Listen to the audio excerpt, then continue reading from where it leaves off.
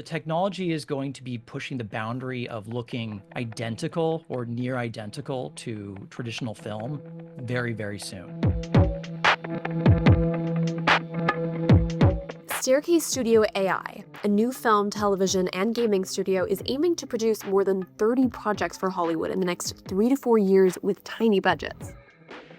The first film I believe that's coming out is The Woman with Red Hair, and I've seen a few minutes of it. It looks extremely well done.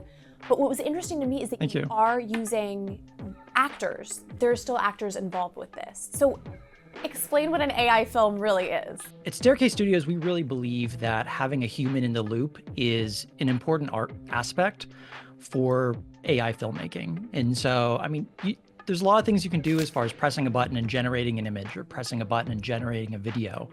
But some of the best films in the AI space that people are working on have real level of artistry in them. And I think when you bring in actors to do a performance, we're going to get that similar kind of thing. So we kind of want to work with the artists that are out there, whether these are the directors, people who are really great using the AI tools, to the actors that give performances.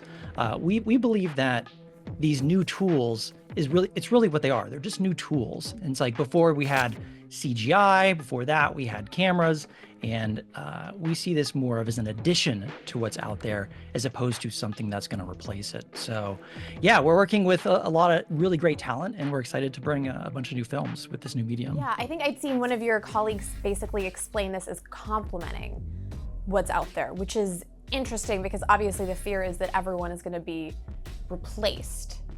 So Sure. What you're doing now, it does seem like it's a complement because you're still working with actors.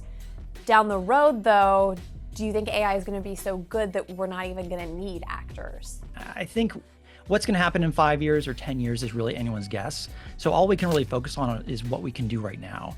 And the best level of artistry is working with artists.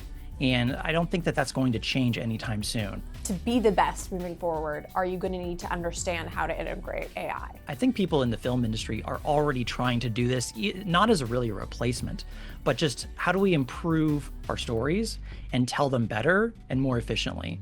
But what we're trying to do is kind of pushing the boundaries on the other side. Well, can we do the entire film for a lot cheaper, under $500,000, for example, and then engage scripts that otherwise wouldn't have been able to have been made? I really think that the best stuff, the best stories, is going to come from the artists. It's going to come from the really good writers, the really good directors.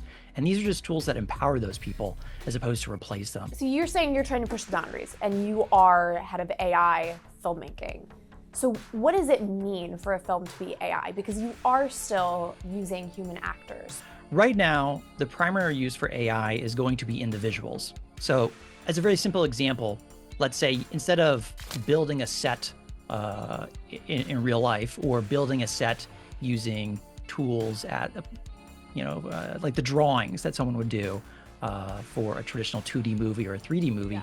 we would use the AI tools to make those sets instead. But there's still an artist behind those deciding what those sets look like. So I think that the technology is going to be pushing the boundary of looking identical or near identical to traditional film very, very soon. 6 to 12 months from now, it's going to get pretty close to indistinguishable. It's going to look completely real. So you don't need the full set.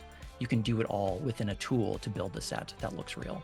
Certainly is going to change the industry if you are in set making or any of these different spaces.